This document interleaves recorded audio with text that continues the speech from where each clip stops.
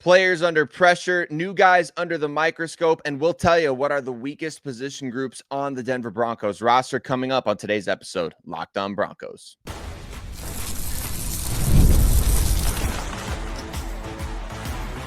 You are Locked On Broncos, your daily Denver Broncos podcast. Part of the Locked On Podcast Network, your team every day.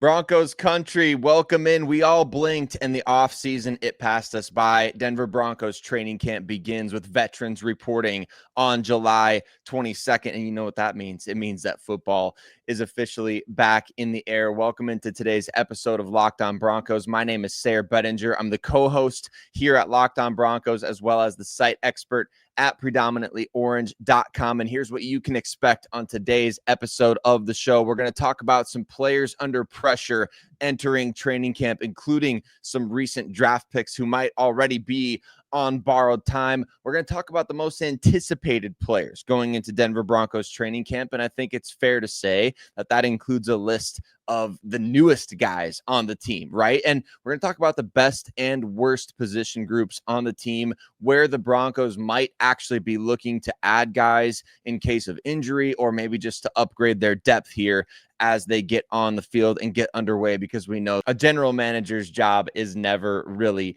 done. But welcome into today's show, which is brought to you by our friends over there at FanDuel. Right now, new customers at FanDuel can get $150 in bonus bets when your first $5 bet wins. And we got to talk about players under pressure, players on the hot seat heading into Denver Broncos training camp. And there's always going to be a lot, right? And when you ask the question, who are you looking forward to seeing going into training camp? I think it's always interesting to hear everybody's responses and let us know. You drop us a comment on YouTube, send us a message on social media. Let us know who you're most excited about heading into training camp this year. But I think it's also fair to say that we're kind of just interested in getting everybody back out there and seeing which players are going to step up. And we're interested to see which guys we're not even really considering or thinking about stepping up and making us interested in talking about them. But there are a lot of guys that are just inherently going to be under pressure entering camp because of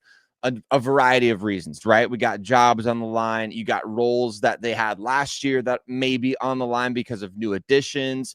And potentially, in some cases, I think roster spots are in question. And so let's start with the running back position, right? Where Jaleel McLaughlin and Audric Estime seem to be battling it out for one roster spot heading into training camp. I think that at this point, unless the Broncos keep 4 or 5 backs, and that's totally possible for them to do, it feels like only one of these guys is going to make the team, because we haven't seen a ton of either of them playing on special teams.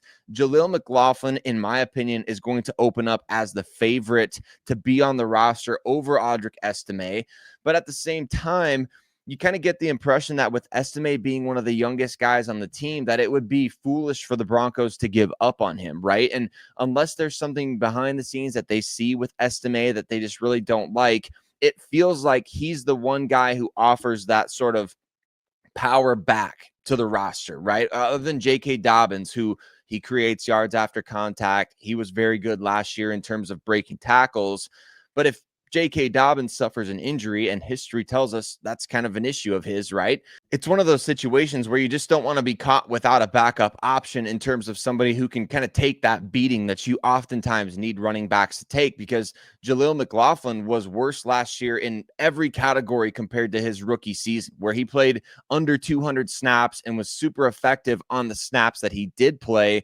His yards per carry was down. His yards per reception was down. Yards per touch, obviously, as a result of that, was down. And not only that, but yards before contact, yards after contact, every metric that you can potentially even think of for Jaleel McLaughlin last year was worse in terms of an efficiency per touch rate. And I think that does have to matter going into this year, because the Broncos set out on a journey in the 2025 offseason to find that joker for the offense. And yes, Evan Ingram can play that role at tight end, but keeping in mind that maybe one of the biggest advantages that Jaleel has is his ability to be sort of that scat back, with the speed. He's got the ability to make guys miss in space.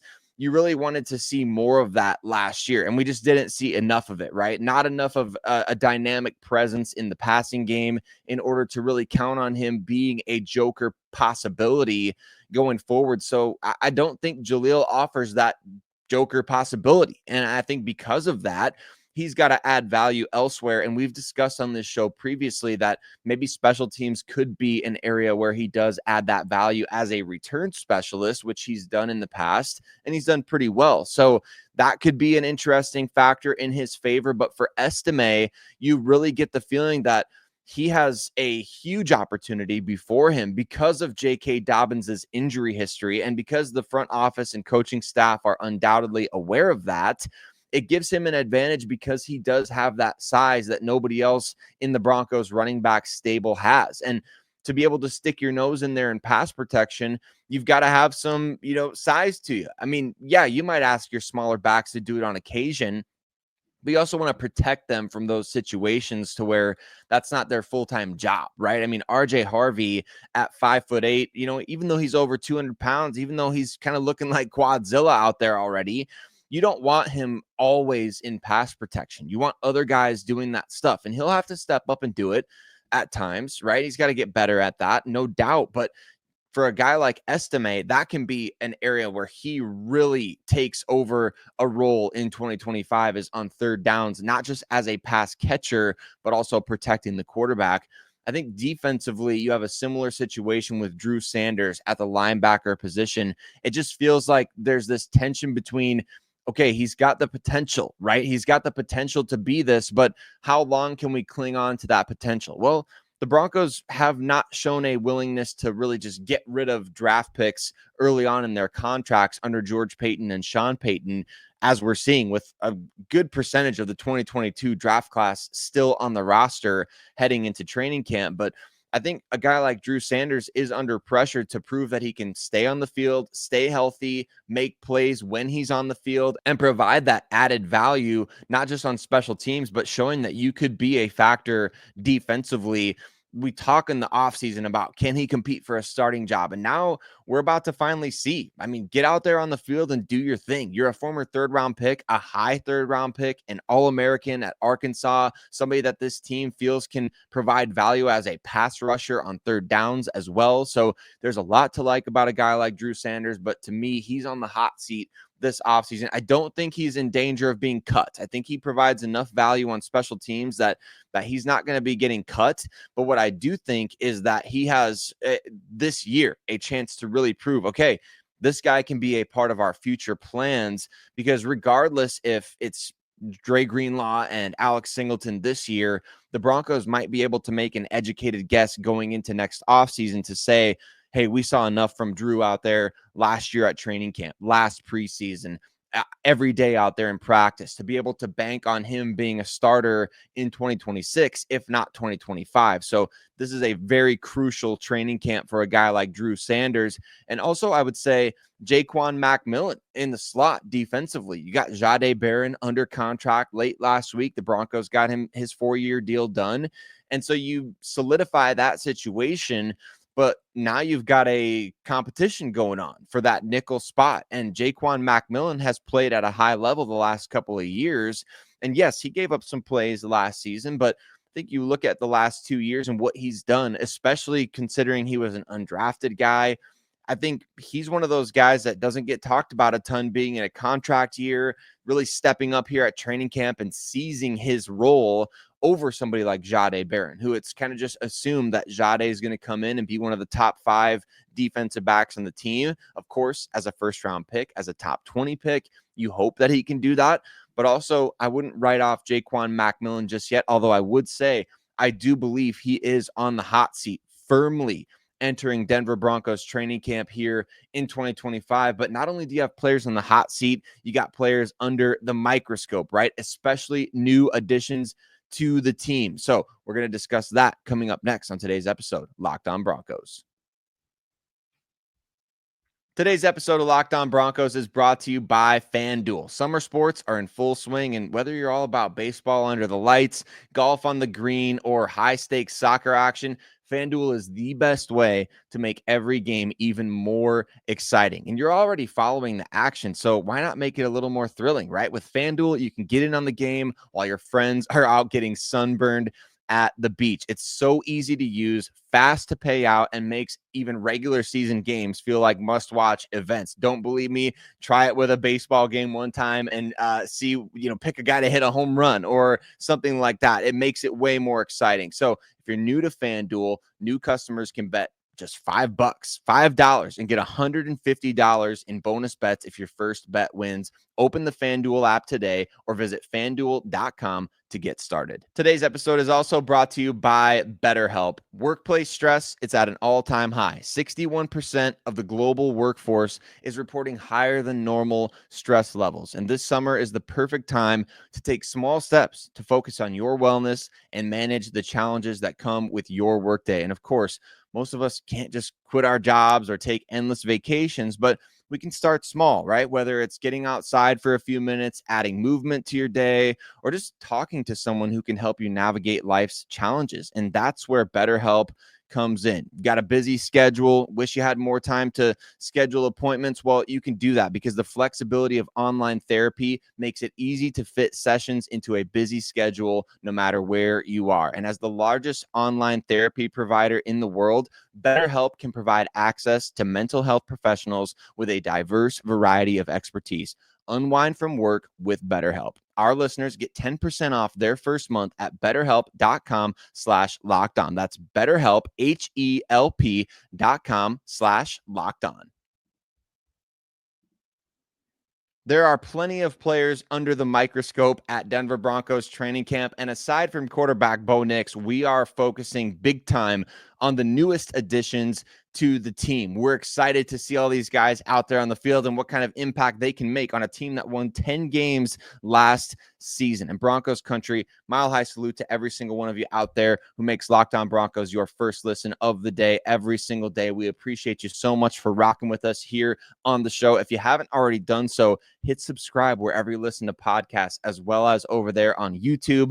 And you can sound off and just let us know your thoughts and what you're excited about here for Denver Broncos training camp starting up this week. It's going to be exciting to have the guys back out there on the field, and it's going to be great to be able to see all the new additions out there. Soon they'll be in pads, and we're finally going to get our first look really at Dre Greenlaw. We're going to get a look at J.K. Dobbins for the very first time.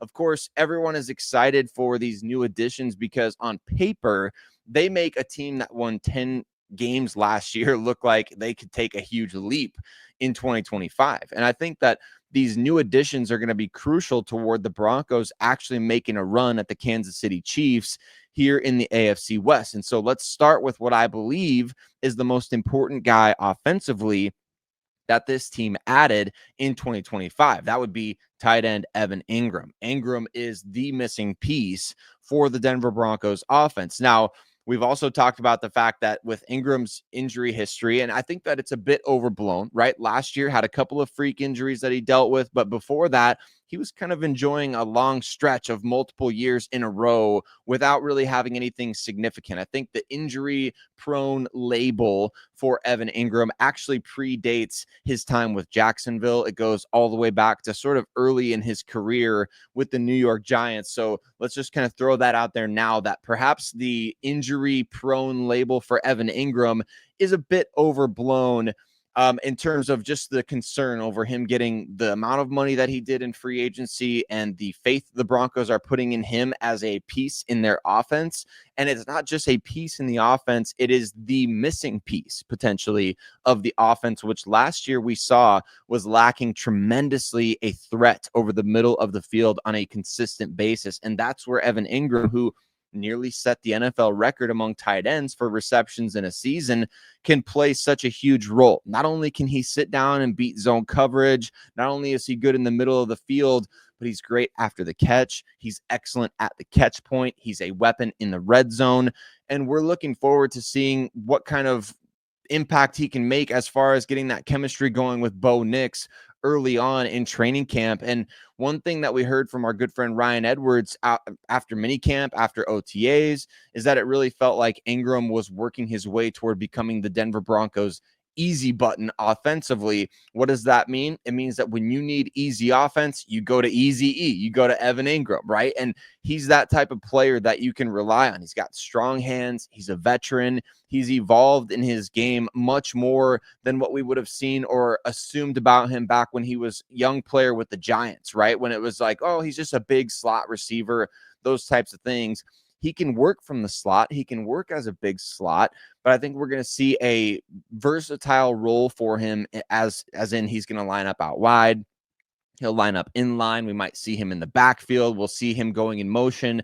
I think we will see Evan Ingram as a focal point in this offense. But of course, early on in training camp and all throughout the offseason program, this guy has been under the microscope because if he does get injured, the Denver Broncos don't really have anything that resembles even closely what he brings to the table elsewhere on the roster. And that's what we're going to talk about in the next segment in terms of roster weaknesses. Little spoiler there, but Evan Ingram is that type of guy that you really feel like he can elevate this offense to another level, give you that easy button on, early downs. You need a quick 4 yards, 5 yards, get the ball to Ingram. He's got strong hands. He's going to get open. He's way more athletic than most linebackers and safeties trying to cover him. He's way bigger than slot corners that'll try to cover him. So he does offer you that potential for easy offense. Now, defensively, the new addition that's under the microscope for me is going to be, and for everybody, right, in Broncos country, is Dre Greenlaw, the linebacker coming over from the San Francisco 49ers.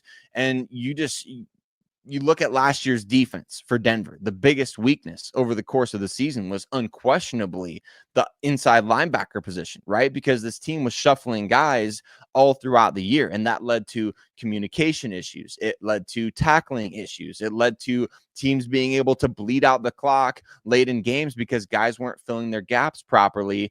You've upgraded that position so substantially with Dre Greenlaw that it can't be overstated. However, Dre has obviously missed a lot of time over the last couple of years, suffered the torn Achilles or the ruptured Achilles in the Super Bowl against the Kansas City Chiefs, and then came back last year only to appear in 2 games. I mean, it says a lot of folks are saying he played in 2 games. Well, he played 30 snaps in 1 game and he played 4 snaps in the other game before he was taken off the field and shut down for the rest of the year. So with a pulled quad this offseason, Dre is expected to be ready for training camp. He's not on the PUP list. He's not expected to even necessarily be held back at the start of training camp, although we'll have to kind of wait and see on that one. But this guy being out on the field changes the dynamic of the Denver Broncos defense completely. He's a tackling machine. He's instinctive. He can play in coverage. He's athletic. He does everything well at the linebacker position. And in my opinion, he gives the Denver Broncos one of the top 10 easily linebackers in the NFL if he's fully healthy. And if Alex Singleton is healthy next to him, shoot, the Broncos might be cooking with gas out there at linebacker this year. And we didn't even necessarily realize it, or we were worried about nothing, right? But I think until we see this on the field, it's fair to be a bit conservative with our optimism about linebacker. And I think the Broncos right there at that position group, we talked about Drew Sanders sort of being a wild card, being on the hot seat this year. Justin Strnad finally gives you some proven depth at the position, but doesn't also inspire a ton of confidence long term. So that's where I think the Broncos are stuck between a rock and a hard place here, is that they may have some short-term solutions, but do they have any long-term solutions at linebacker? That's the question I think Dre Greenlaw and maybe Drew Sanders can help answer this offseason. Also defensively, the new additions that we're looking at, you focus in on a guy like Talanoa Hufanga. We hear a lot about his impact on the field and just how I think you want to see this guy do what he did in San Francisco, which is making it feel like you've got 12 players out there on the field at all times, right? That's the kind of just tenacity that he has, the way that he attacks the football, the way that he creates turnovers. He's kind of like the Tasmanian devil or the bat out of hell who just causes chaos simply by being out there on the field. Quarterbacks are always looking for where Hufanga is, and he somehow sneaks up on everybody no matter what. So really, really excited to see what kind of impact he can make on the back end of this defense there with Brandon Jones, who had a tremendous first season in Denver in 2024 as well. Offensively, once again, to circle it back, new additions, J.K. Dobbins. What is he going to bring to the table for this Denver Broncos team? Is he going to look like the best running back out there, or is he going to be really getting is he going to have guys like RJ Harvey nipping at his heels, right? Because you figure that the rookie is going to play, but is it going to be a situation where Dobbins is clearly established as the top back on the team? I think we'll find out pretty early in training camp just how much this team has faith in Dobbins. They signed him, obviously, to a one-year deal, and they gave him some decent money as well. So he does figure to be a major factor in the offense this coming season. But new additions all over the board are going to be in focus for the Denver Broncos as they open up training camp here in 2025. And you know what? There's some strong positions on this roster, but there's also some weak positions where the Broncos might have to look for additional depth in free agency or the waiver wire coming up. We're going to tell you exactly what the weakest position groups are on this roster heading into 2025 training camp on today's episode, Locked On Broncos. Today's episode of Locked On Broncos is brought to you by Rugiet. Guys, you've probably heard of Viagra or Cialis. Maybe you've even tried them, but if you're looking for something beyond the usual pill, it's time to meet Rugiet Ready. Rugiet Ready is a next-gen prescription treatment designed to amplify arousal in the brain and boost blood flow. Unlike the usual pills that can take hours, Rugiet's 3-in-1 formula dissolves under your tongue and kicks in fast, on average in 15 minutes, and effects can last up to 36 hours, so you can stay confident and in control when the moment is right. And you can even read real customer reviews on their site. That's always a big deal when you're trying something like this. It helps to know people who have experienced it and people who have tested and tried the product and love it. So you can find those customer reviews and be more confident and present in the moment based on others' experience as well. Head to rugiet.com/LockedOnNFL and use the code LockedOnNFL to get 15% off today. That's RUGIET.com/LockedOnNFL and use promo code LockedOnNFL for 15% off. Individual results may vary with prescription treatment. Compounded drugs are permitted to be prescribed under federal law, but are not FDA approved and do not undergo FDA safety, effectiveness, or manufacturing review. Please visit the Rugiet website for full safety information.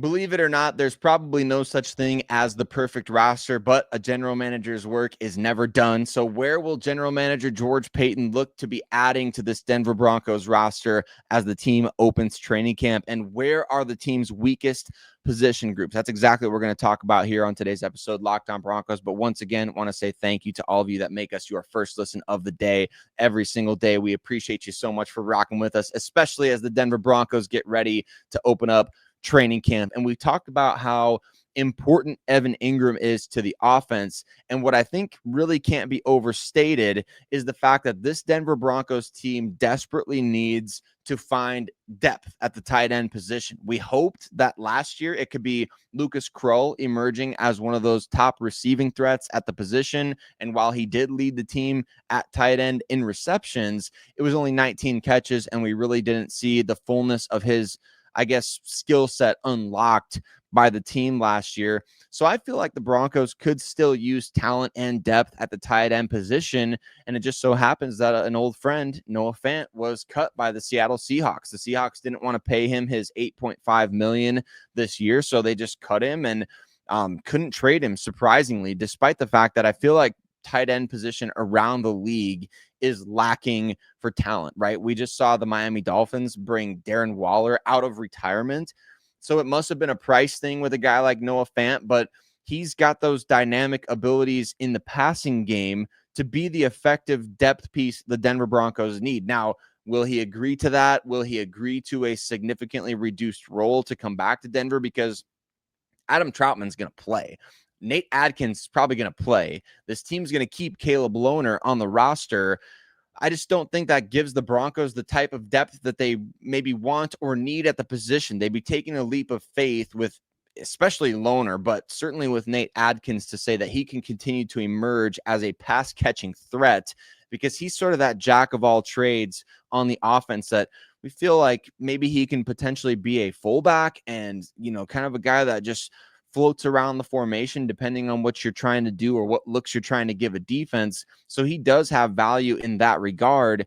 But as a pure pass catching option proven at the tight end position, Noah Fant would make a lot of sense for the Denver Broncos to add. I also would not be mad at the idea of potentially seeing what the Packers want for Luke Musgrave, who the Broncos really liked in the pre-draft process in 2023. He's firmly stuck behind Tucker Kraft on that depth chart there in Green Bay. So that could be an interesting situation to monitor as well. What happens with him there? Is there a player for player type of deal that the Broncos could make with the Packers, who are, really bad at cornerback? Maybe there's something there that the Broncos could look into, but either way, it just kind of feels like the Broncos are one injury away, whether it's Ingram or Troutman. They're one injury away from being stuck in a really, really bad position at tight end. And this is the time when there's still free agents sitting out there, when there's talented guys still sitting out there. This is the time to bring those guys in. And I know it takes two to tango when it comes to, all right, you want to bring in a guy like Noah Fant. He's going to want a decent role. Like, he's going to want to go out there and catch some passes. He's going to want to, maybe if it's a short-term deal, he's going to want to hit free agency next year at the age of 28 and say, I want to make as much money as possible. Do the Broncos offer him the best opportunity to do that?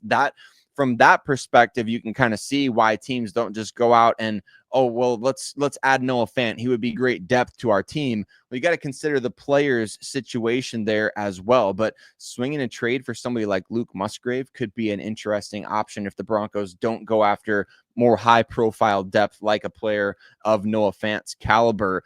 I think the linebacker position is another one that we've talked about, brings a lot of uncertainty for the Broncos. And again, linebacker play across the league is considered to be down. So maybe the Broncos are almost in an enviable position with even injury risk players like Alex Singleton and Dre Greenlaw. And then you have the proven depth now with Justin Cernad finally getting a chance to start on a regular basis last year, and then a wild card in Drew Sanders. But certainly wouldn't hurt the team to bring in additional depth. We've seen them bring in tryout players at the linebacker position. They've got undrafted guys fighting for spots. And so we'll kind of see what happens there. Also, the Denver Broncos are opening training camp with just one player on the PUP, and that is going to be wide receiver A.T. Perry.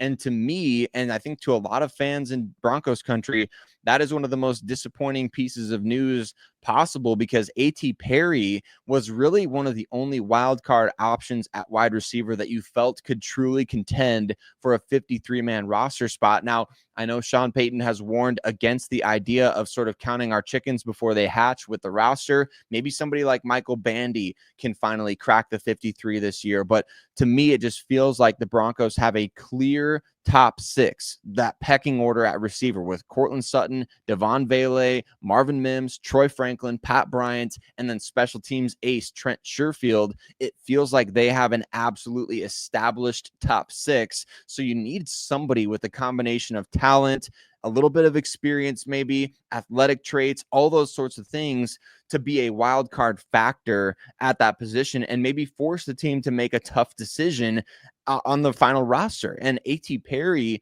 was one of the only guys, if not the only guy, barring a breakout from one of these undrafted players the Broncos brought in, which is entirely possible. You never know what can happen at training camp. Young guys, unheralded guys, undrafted guys, they step up all the time. But that wide receiver position is one where maybe the Broncos get a look at some of these young guys at camp. They suffer an injury. We know Vele already has missed some time this offseason, and obviously Perry is on the PUP. Maybe they say, we need to raise the floor at camp. We need to bring in an established guy. Maybe receiver is one position where they look to do that, but the youth movement continues on for the Broncos at this point in time. So those to me are those position groups on the roster where you could say either the weakest or least proven at this point. Tight end, linebacker, wide receiver. Everything else, though, feels really good going into training camp, doesn't it? I mean, your running back position has a number of guys that you're intrigued by. The offensive line and the defensive line, they are the two strongest units on the team. Edge rushers, you feel really good about that group of guys. corners, probably the best cornerback room in the entire NFL. And then safeties, you have so many different guys competing for roster spots who have played significant football at the NFL level. So there's a lot to watch for, obviously, at Denver Broncos training camp. We'll be keeping tabs on as many of these situations as we possibly can, Broncos country, and we'll be reacting to the veterans reporting to Denver Broncos training camp on July 22nd. What is Sean Payton saying about the state of this roster? How is everybody's time off? How are we looking ahead at this upcoming season? And who's going to start standing out early on at Denver Broncos training camp? We'll be breaking it all down, so don't miss a single episode of the show. Subscribe if you haven't already done so, Broncos country. Go find us over there on TikTok as well, where we'll be posting short form content daily in this exciting training camp as the Broncos look to take over the AFC West. Let's get optimistic here. We're not too far off, Broncos country. This team is very, very good. But Broncos country, we appreciate you so much. We'll catch you on the next episode of Locked On Broncos.